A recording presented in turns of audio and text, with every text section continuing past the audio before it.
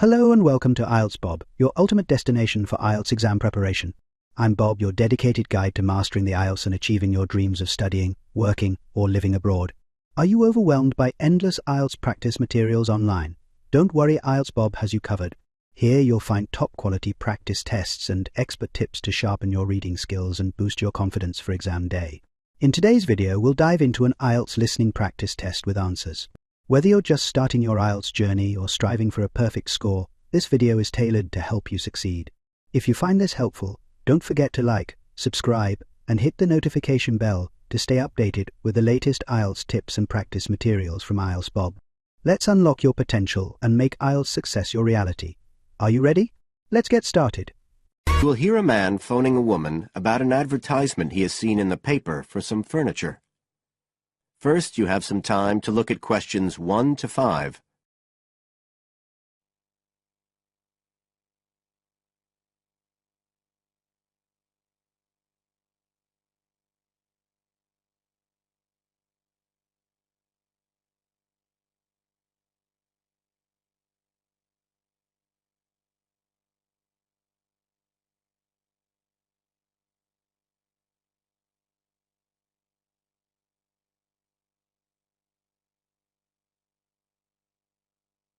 As you listen, because you will not hear the recording a second time. Listen carefully and answer questions 1 to 5.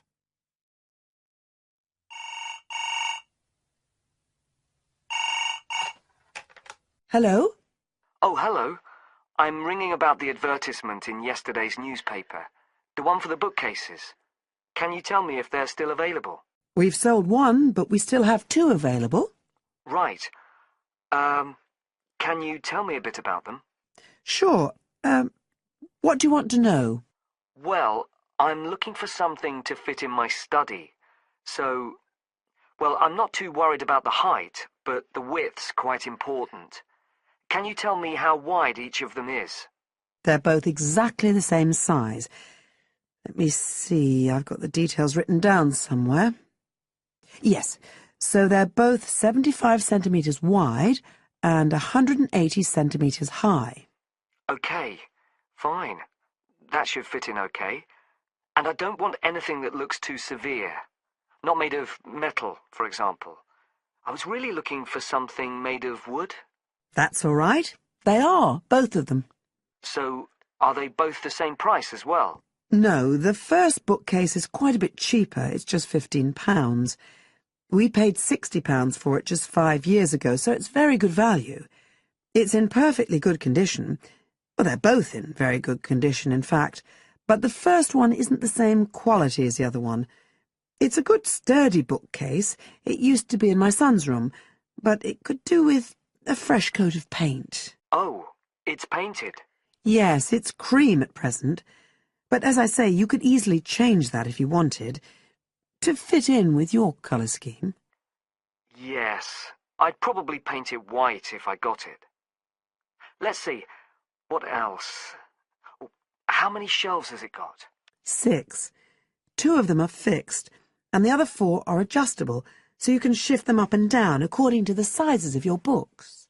Right, fine. Well, that certainly sounds like a possibility.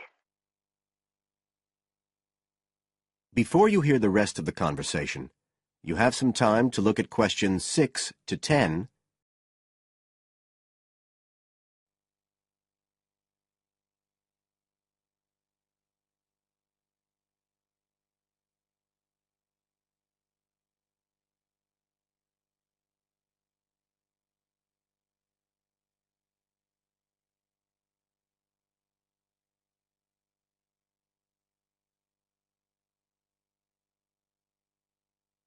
Now listen and answer questions 6 to 10.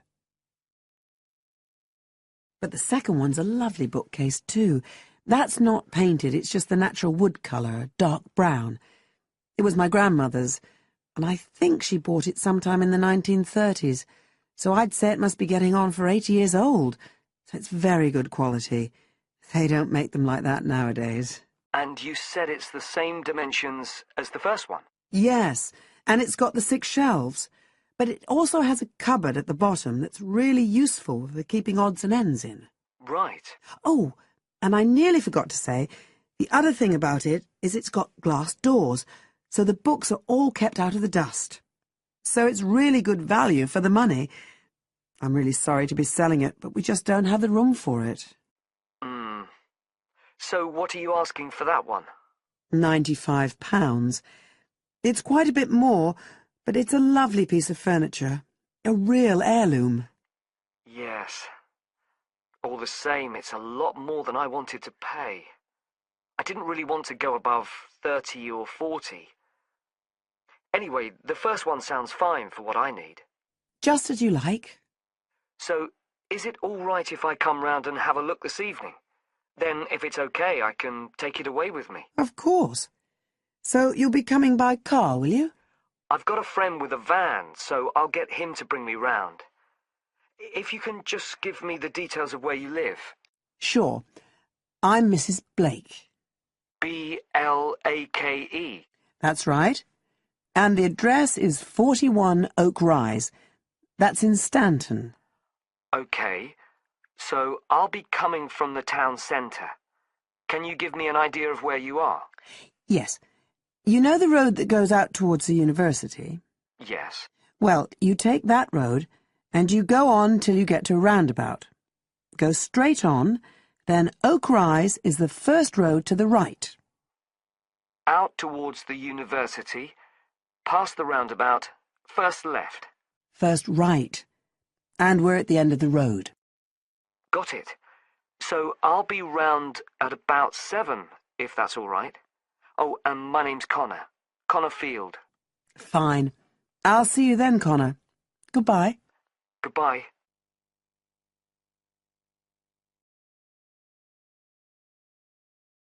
That is the end of part 1. You now have half a minute to check your answers.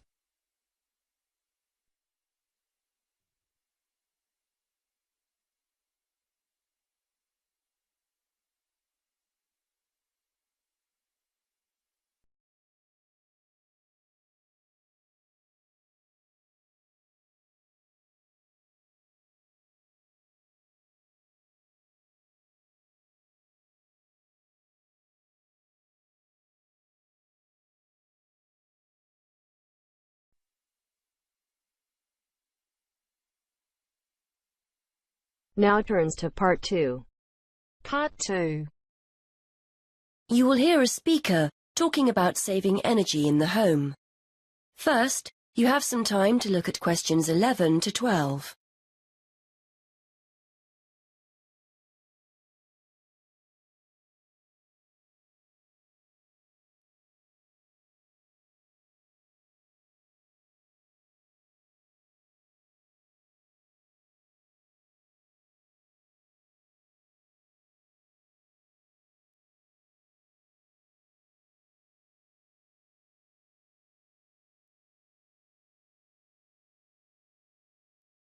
Now listen and answer questions 11 to 12. Many thanks for inviting me along to talk about saving energy in the home.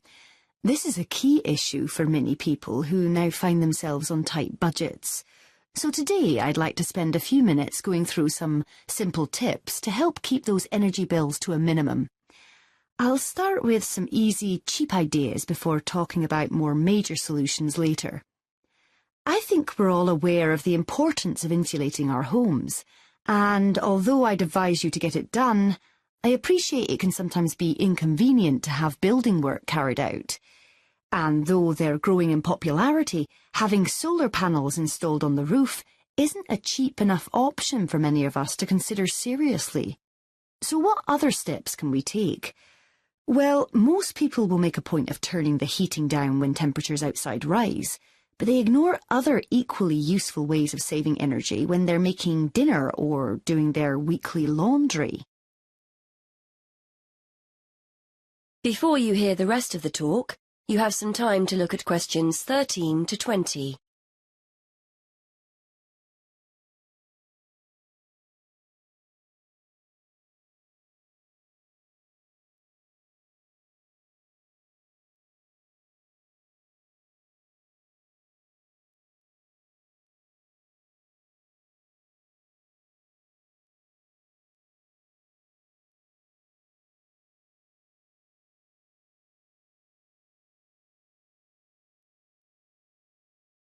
Now listen and answer questions 13 to 20.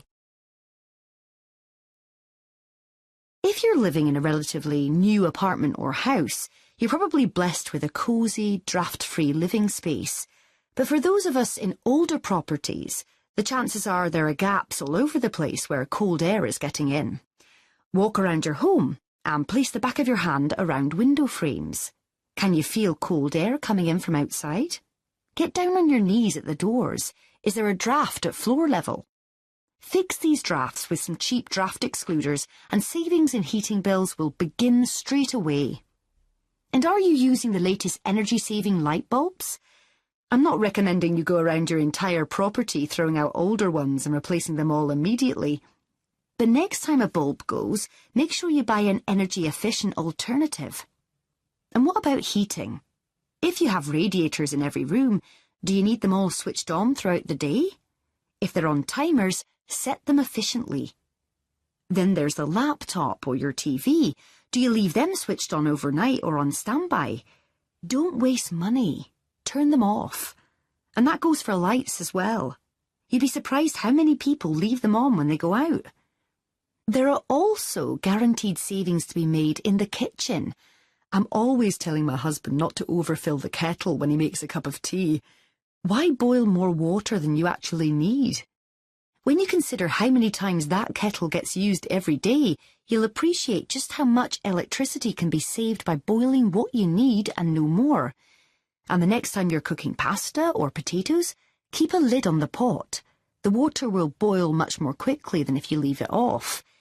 And if you've bought yourself a pressure cooker or steamer and it's sitting in the cupboard never being used, get it out. They're much more efficient than pots and pans. Now, the refrigerator and freezer. If the fridge is next to the cooker, it's having to work harder to stay cold.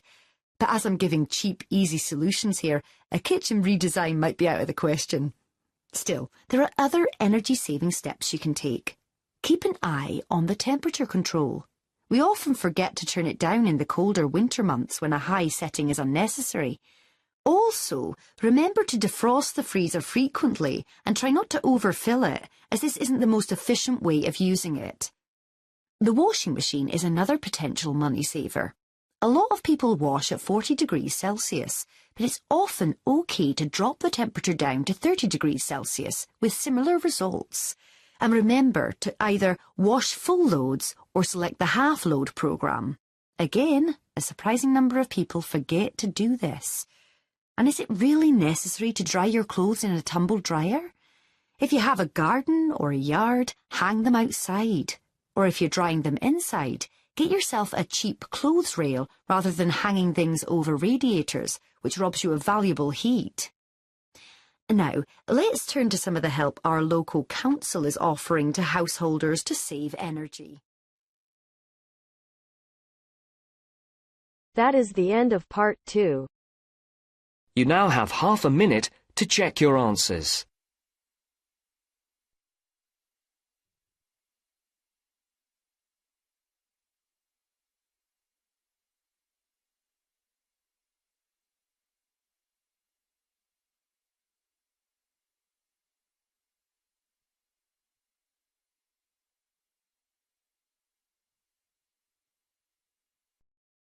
Now turns to part 3.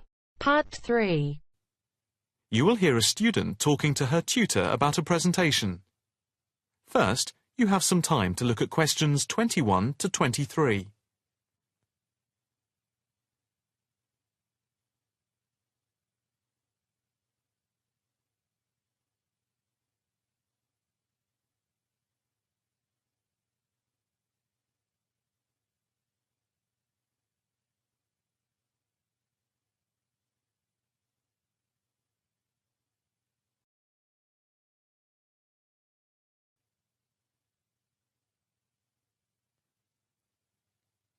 Now listen carefully and answer questions 21 to 23. Excuse me, Dr. Owen, Oh, hello, Karen. Have you got a few moments? Yeah, sure. How can I help you? Well, I've had difficulty finding data on the original question, and I was wondering if I could change my paper to Investment in Knowledge, comparing some European countries with the United States, and then with others throughout the world, including the OECD average. I found lots of data by way of graphs, etc. Where did you get the data from? From various sources, books and journals. How are you going to present the material? I am going to use the electronic whiteboard as suggested and do a blend of graphs, pictures, text and podcasts to illustrate my presentation. It sounds very impressive. Yes, let's hope the whiteboard works. But I'm also going to have a PowerPoint presentation for a backup, just to cover myself. A backup is a good idea, but it's a lot of work doing everything twice. It is, but at least I'll have experience of both. Before we talk about how to use the data I've selected, could you give me the names of a few websites I should look at for more specific background material? When you type in anything to do with knowledge, there are millions of sites listed. Before you hear the rest of the conversation, you have some time to look at questions 24 to 30.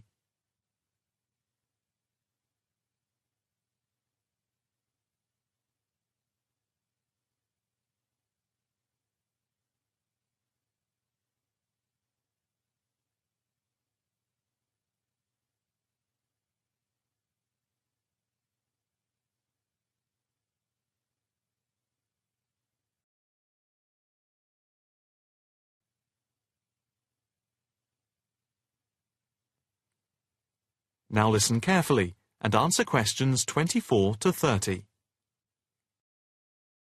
Let's see. Oh, I'll print you off this list.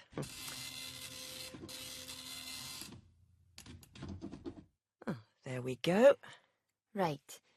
Do I really need to study everything on these? No. I suggest there are 5 or 6 you can look at. The one you have to go through is the IT department section on the university site, which is www.kmul.org. It has articles by all of us in the department and has links to useful information, so I think it is essential to look at this. OK, I've already been on it, but I'll tick that one as a must-read. And there's a site which is hosted by Pollock. It's investmentit.com. All you need to do is to skim the abstracts of the articles on the site. They'll give you a general idea about the effects of investment in knowledge. Yes, that sounds good. It cuts out having to read everything. What about this one? knowledgejournal.com. If I remember, it's not that useful. I would say that there are very few things that you need to read there.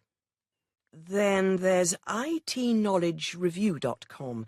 It's got loads of articles, but it's probably best just to read those that have come out in the last term or so. Do you have to subscribe? No, it's free from the university library. And another free journal online is itonline.com. I wouldn't say it's essential to read it, but it is beneficial. And so I think it is worth a look. If you think it's useful, there is no harm in looking at it. But nationalstatistics.com is worth looking at and trying out the links that it gives. I think these are probably enough to be getting on with. I think so. There's another thing I want to ask about. How much material should I use in my presentation? Avoid crowding the screen. If you have lots of information at one time, people will not be able to follow it and will just switch off. That's worth remembering. I've been in lectures where there was too much detail on the screen and it was impossible to read quickly. But what about visuals? Do you think it's okay to mix visuals and text?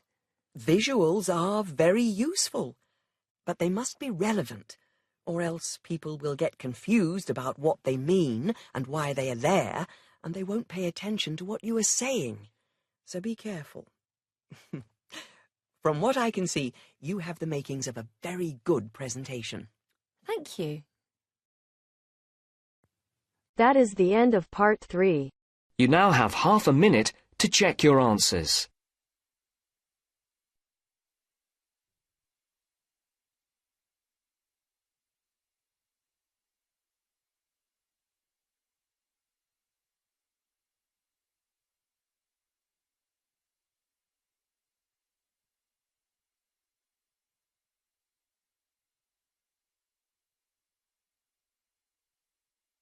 Now turns to Part 4.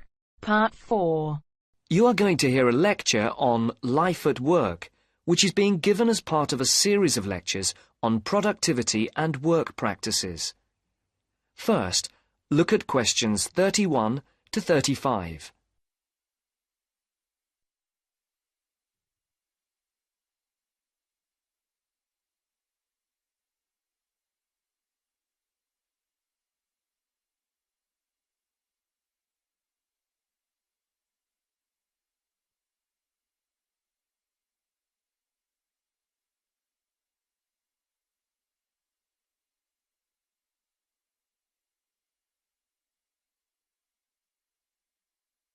As you can see, there are 4 alternative answers, A, B, C and D, for each question. Decide which alternative is the most suitable answer and circle the correct letter. Good afternoon. My name is Dr. Charles Butt, and I shall be giving you a series of lectures on productivity and work practices over the coming weeks. There will be 10 lectures in the mornings as part of this course, and in addition there will be 3 lectures in the evenings from 6 to 8, which will be given by outside speakers. I would like first to look at a recent report on life at work. The report shows that the average British worker takes less than half an hour for lunch, 27 minutes to be precise, and that sick leave is on the increase. The drop in the length of time spent on lunch was 9 minutes when compared to last year, down from 36 minutes. According to the report, this is the first time that the average lunch break has fallen below half an hour. As regards sick leave, you can see that the average figure is 10 days per year. That's up by 1 day in 2002 compared to 2001. While physical illness was given as the most common reason for absence in the case of non-manual workers, stress was the most common cause of long-term absence. It's worth noting here that 9 out of 10 workers claim that stress is a problem in their organisation, and that 8 out of 10 bosses are feeling more stressed than ever before. I would just like to say here that we will be looking at the stress in work and study at a later date. And we'll be looking particularly at ways of dealing with it in studying, particularly for exams. You can see from the calendar that Professor Appleyard will be giving a lecture on this topic the week after next. The report also says that just below 50% of workers claim that they were taking less time off for holidays than they were entitled to. I'm not sure that this will be believed by the employers. Previous surveys have suggested that about 1/3 of days that have been taken by workers as days off sick were regarded by bosses as not being the result of genuine illness.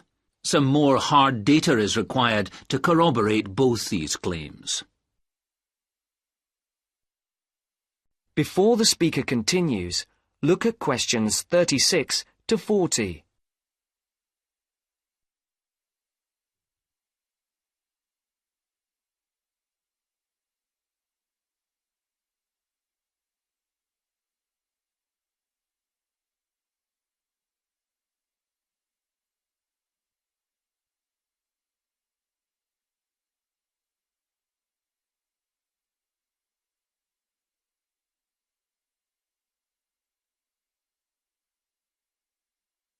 As you listen, answer questions 36 to 40. All this suggests that employers are driving their workers too hard. The effects of overworking mean that workers are now being stretched beyond their limits, both physically and mentally. This is borne out by the increase in sick leave. However, looked at from the employer's point of view, the picture may not be the same. Employers say that workers protest too much, but bearing in mind the data about the number of bosses feeling much more stress than before, we need to think about this carefully. It's interesting to note that productivity has gone up in many areas of industry. In 2001, the local car plant had one of the sharpest increases in average productivity, with the number of vehicles per employee rising by over 30% a year. A new assembly line came into operation at the beginning of 2002, affecting productivity, which increased to the 100 vehicles per worker mark by the end of the year. This is a stunning achievement for an industry which was not long ago considered to be collapsing. It would be interesting to do a survey of the work life at the plant. Those of you who have opted to do the project and reduce the number of essays you have to do may want to look into this. Please see me at the end of the lecture. Right, now, let us move on to something else which I think... That is the end of part 4. You now have half a minute to check your answers. If you enjoy this content, please like and subscribe. After subscribing, please leave a comment below saying subscribed, and we will respond as soon as possible. By subscribing, you're supporting our mission to help others achieve their IELTS goals. Thank you so much for your support.